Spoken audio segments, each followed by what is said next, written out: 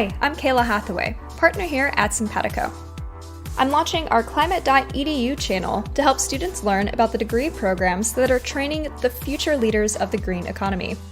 I'll be interviewing graduate program leaders about the degrees offered at their schools, how applicants can best prepare, what to expect as a student, research and internship opportunities, and long-term career prospects. I'll also be asking renowned professors and grad students for their thoughts on the types of skills undergraduates should focus on developing as they prepare for a master's or doctorate program. And now, on to today's show.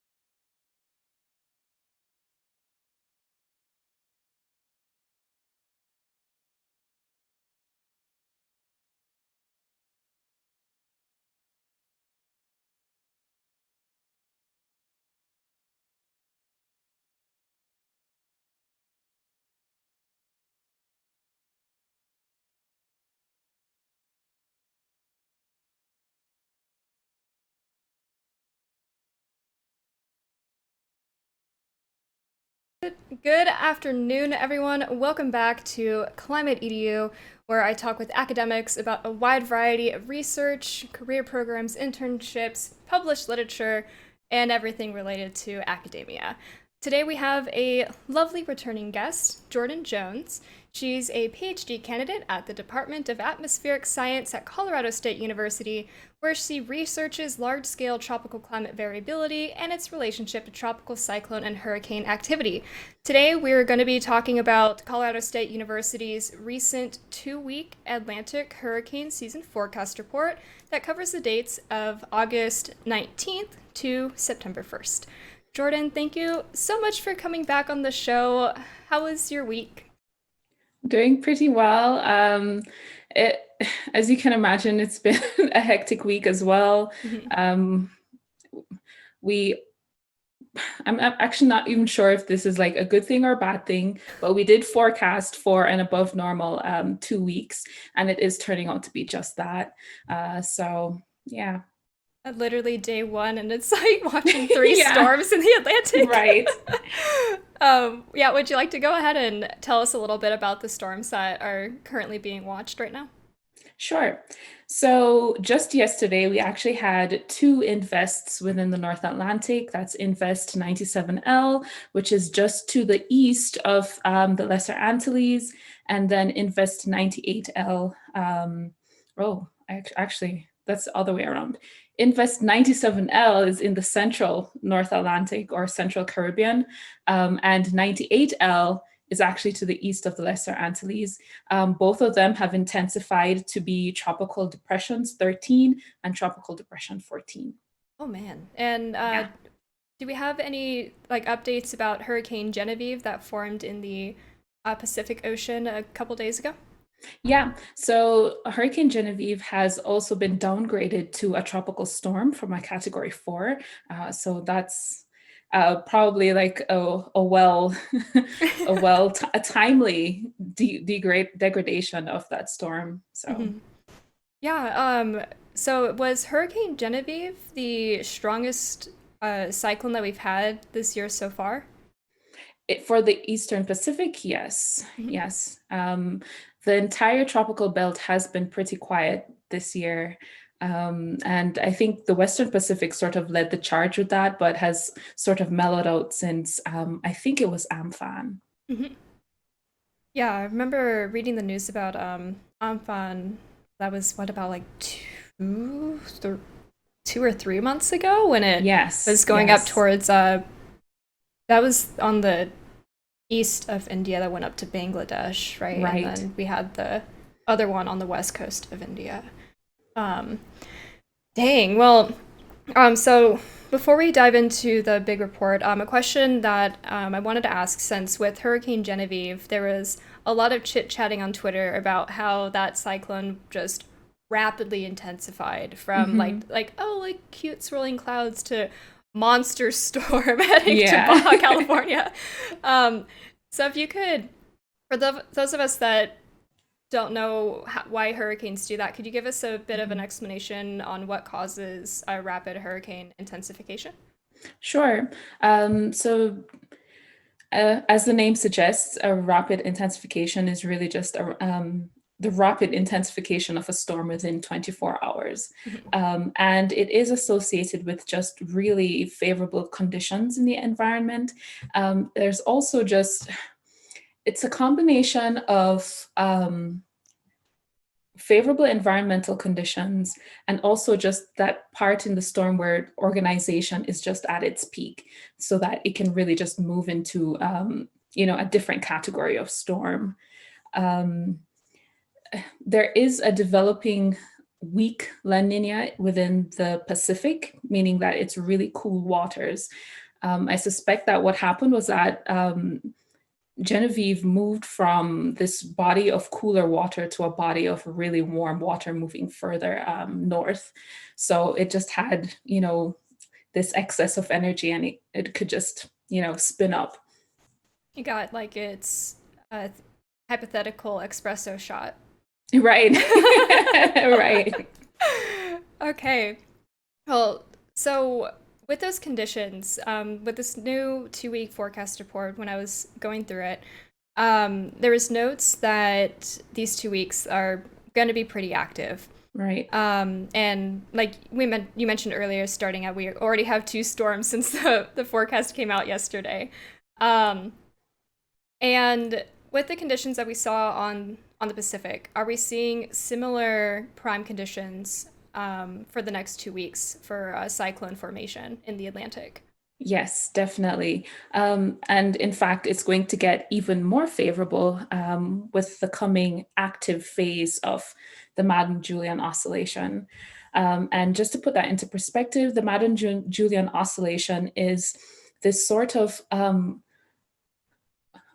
it's what is called a convectively coupled Kelvin wave. It's this wave of atmosphere that is propelled further east by convection. It can propel itself, right?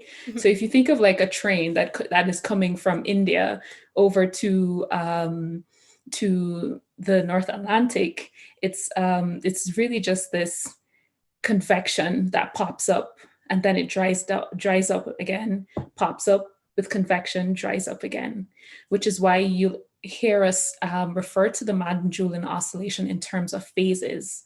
It has an active phase and then an inactive phase.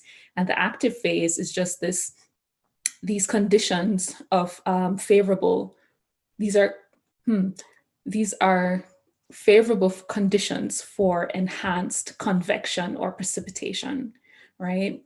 So, Oh. right. So inactive phase is where you have less favorable conditions for convection, and it propels itself further east until it reaches the North Atlantic. So one of the forecasts is that in the next 2 weeks or next week or so, actually, we are going to hit up on an active phase of the Madden-Julian oscillation. So we will just have these conditions of favorable environment that will help spin hurricanes up or help them intensify. And so you said that will be starting next week or like the end of this week? Mm-hmm. Okay. Yes. So we already have 2 potential storms now. I can only imagine what next week is going to look like. I know. Probably a good thing for science, a bad thing for just about everything else. Yeah, it's like looking at satellite images. It's like, oh, it's beautiful, but oh, it's so deadly. Yes, Yes. definitely. It's like a tug of war. Don't Mhm. spin up, don't intensify, spin up, intensify. Yeah. It's like, give me the beautiful satellite images. Don't give me the beautiful satellite images. No damage. Yeah. um, So, just to clarify a couple of technical terms in the report for those who might not really have a background in it, Sure.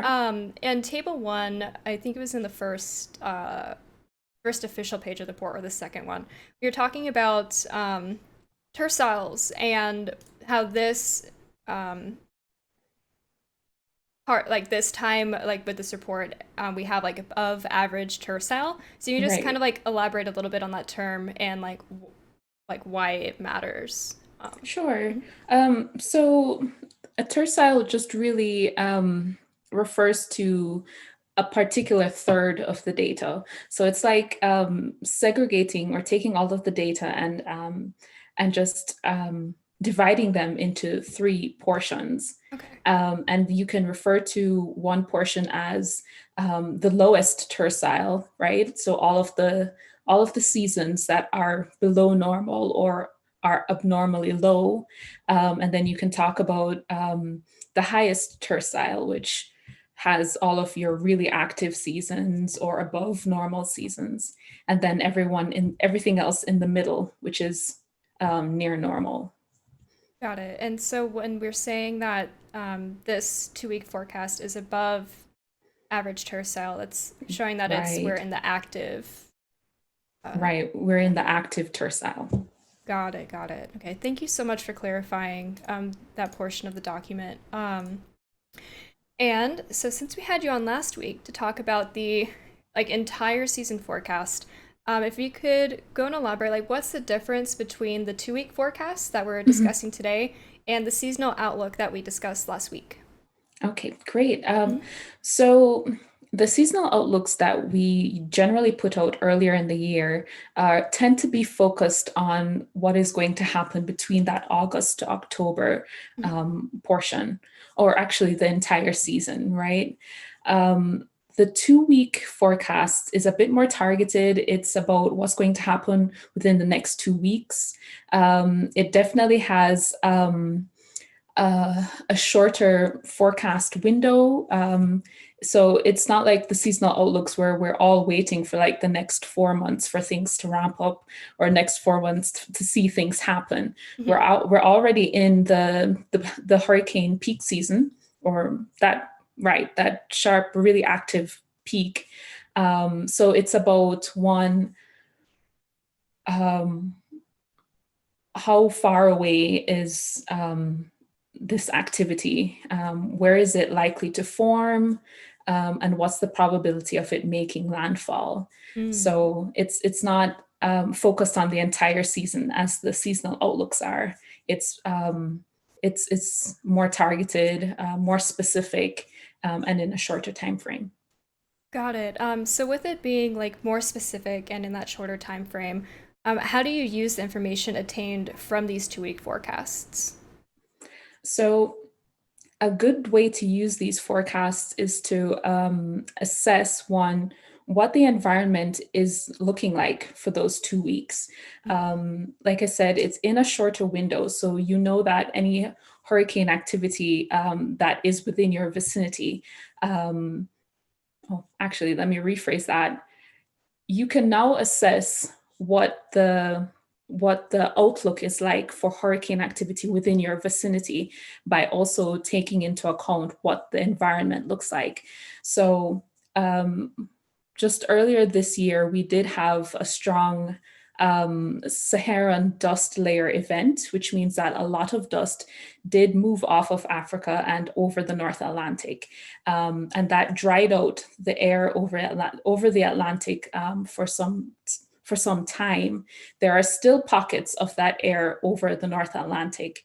And if you are in a vicinity close to a developing hurricane, just like with Tropical Depression 13, Mm. then you'd also want to know how that air will affect the development, whether it will slow it down and there will be steady intensification, or whether you'll actually get rapid intensification as that dry air moistens up. I had absolutely no idea that the air coming off of Africa, like blowing the dust, Yes. played a role in cyclone development. Oh my gosh. Yeah, I think it's Like, actually one of the factors that's saving us at the moment. really? Yeah, because Mhm. it's impeding the intensification of a lot of storms within our area, and that's a good thing Yeah. for anyone who would be impacted by rain or winds or yeah, we just haven't gotten that major hurricane just yet, and Mhm. that's probably a good thing.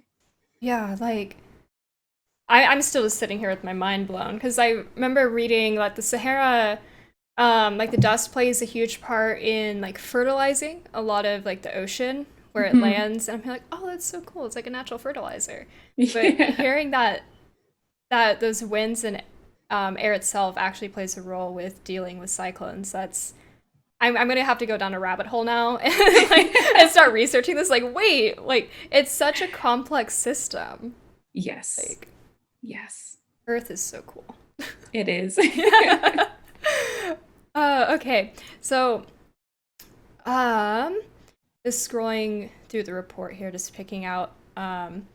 So there was one. I mean, trying to reference a table. I can. There's one where it's showing like the kind of like heat pockets Mhm. in the ocean, and what causes like oceans just getting warmer, like where so we have like the air gets dry because of Sahara, and what causes the ocean to just suddenly become like, oh, here's a lot of hot pockets for Mhm. hurricanes to start forming there. Hmm. That's actually a pretty good question. Hmm. And I'll probably say I'm not sure, but Okay. I will definitely make a very educated educated guess. Okay, sorry. So, it's fine. So we're also in that warm season for the North Atlantic as well, right? Mhm. This is our summer session, so we will naturally have warmer ocean waters. But not only that, we do have what is known as the subtropical high, which is over the North Atlantic. And that Okay. subtropical high is kind of what gives you fair weather, right? Mhm. So if it's shifted further south than normal, then you're going to get fair weather over the tropical North Atlantic. And that just means that you have less convection, less clouds, which means that, Mm. rays of sun get to the ocean. Um, you know, yeah, it gets to the ocean. It's able to warm the ocean. Um, and just to contrast that, like when you're in winter, you sort of do have like oh, well, probably not winter. Winter is a bad example. Um, right. Okay, backing up. So yeah, when you do You're good. have a further south subtropical high, you do have high temperatures, um, more exposure to sun, and the ocean temperatures can warm with that exposure Mm. to sun, as opposed to like the winter where things will be much cooler Mm. because it's shifted further north. Oh my god. Again, Earth I is know. really cool. Yeah. Um, there is also something about the winds and the direction of the winds as well. Mhm. We have weaker winds during the summertime. Oh. Yeah, so right. Should I go back? Okay, I will explain. Okay. so so we do have these drivers, such as the El Nino Southern Oscillation, Okay. which we know is warmer or really cool waters in the Eastern Pacific. When the Pacific is really warm, then the winds tend to move from the Pacific towards Africa. And in that time, you have that is called westerly winds. And in that time, it tends to be a lot stronger, right? Okay, and that's blowing. So if I have North America here, and then like Africa here, it's blowing westward. Yes. right? Okay. Yeah, Okay. definitely. Okay, so in the reverse, there's also a cool Pacific, a La Nina event, Mhm. which switches the direction of the winds. So it now moves from Africa to the Pacific. Okay. So going like from Africa, like so blowing like across Hawaii to towards Right. California, Uh, no. or So from Africa to, okay, so you can think about it going from Africa to North America. So it's to just the the opposite East Coast, direction. or no, the West Coast. Yeah, Yeah. from from Western Africa to the Eastern US coast. Oh, okay, okay, there we go. I was Yeah. like, wait, we have reverse winds on the Pacific? Like that's like the end of times. Like suddenly all like the what is like the wind what's the terminology? So you have ocean currents and you have wind. It's not wind. Is it wind current? Like are Wind they current? Uh, or like wind stress? Are or you talking about like lower level winds? or just like the way that winds like move Oh, like like sea breeze. y- yeah, okay. All right, so like you have like big ocean currents that like just move in like the same direction, right? Yeah. And then wind also, to my knowledge, functions like that, where like, in the US, a lot of wind will blow from west coast to east coast. And Hmm. so if you had like a storm suddenly for whatever reason go from like east to west, that's like something's really weird. That's what I'm trying to think. I'm like, what's I don't know, a tangent. I forgot the term. Anyway. So going from Western Africa to Eastern United States. Yes. Okay. So that in that general direction, Mhm. that lowers the winds over the North Atlantic. Okay. So it reduces it. So there's less force imposing hurricane development. Okay. But at the same time, it also kind of allows the ocean temperatures to build up, right? Mhm. So it's accumulating warmth because there is no wind blowing across the top to cool it down. Got it. Okay. So we have winds playing an effect, we have the sun playing an effect, and we just have like the general position of the earth playing the effect because of seasons. Like, Right. oh my gosh. Like mad props to you atmospheric scientists. Oh, well, we don't do any better than you do. Nonsense. You're getting like your fancy you're gonna get your fancy letters soon. Oh, So I hope. mhm, I you hope. got this. We all believe in here at Simpatico. Thank you. Well, that blew by so quickly. Thank you for coming on again to talk about this report. And as always, like I would love to invite you on again when the next one comes out in 2 weeks, if that works in your schedule. That would be lovely. And it's one of those like I'm sure we'll have plenty to talk about, but I also hope we don't, like the whole like, Yeah. oh, hopefully there's not a bunch of Yeah. storms. But Definitely. cool. So, I remembered Mike's question from last week. Mhm. Did you write that down? Did I? Mhm. No, I did not write it down, but I remember two distinct questions. One was about the Gulf storms, and one was about storms affecting Baja California. Was that correct? I I, I I, don't I remember. forget which one is Mike's. Oh, Mike's was the Gulf. Mike was the Gulf. Okay. Yeah. Okay. Yeah. Right. So it was about what can we learn about Gulf hurricanes. Mhm. And after after the entire episode finished and my brains suddenly woke up, um, Gulf hurricanes are a really good indicator of how warm the Gulf is. Mhm. It generally tends to do a pretty good job of spinning up storms, especially if it's like this pocket of convection that gets to sit over the Gulf and develop and rapidly intensify. But there's also land effects. Gulf hurricanes do tend to make landfall. And they tend to bring a lot of rain with them. And I think that is a pretty key factor to study about hurricanes. One, how they make landfall, and two, how they bring a lot of rain to land, and how they maintain that while they're on land. So I unfortunately still don't know a lot about it because I haven't looked at Gulf hurricanes before, but I do know that they do tend to be rainmakers, probably because the Gulf is also kind of warm. Yeah, I remember just going to, is it Pensacola, Florida?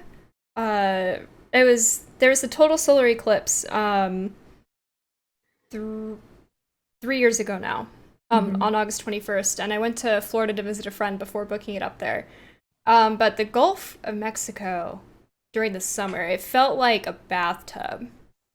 Like you step in the water, and I was here, like this isn't the ocean. This is a sauna. Yeah, yeah. Mhm. Coming from similarly hot circumstances, I know the feeling. I really do. Mhm. Like, I do remember like years back, sorry, when I Oh, you're was good. growing up in Jamaica, Mhm. I can definitely remember the ocean temperature not being that hot. Mhm. Like if you take a step into the ocean now, it's like really warm. I, yeah, so interesting. It's like, but obviously, climate change isn't happening. Depending on who you talk to, yes. Mhm. Also, Mike's in chat was he's like, yes, let's do another update, and he's like, yes, my horrible question, and he's like, he says, thank you, Jordan, I appreciate you remembering the question. No worries, Mike. Cool. Thanks again so much. I'll go ahead and roll the end credits, and we'll hop into just chatting for a minute or two. Okay.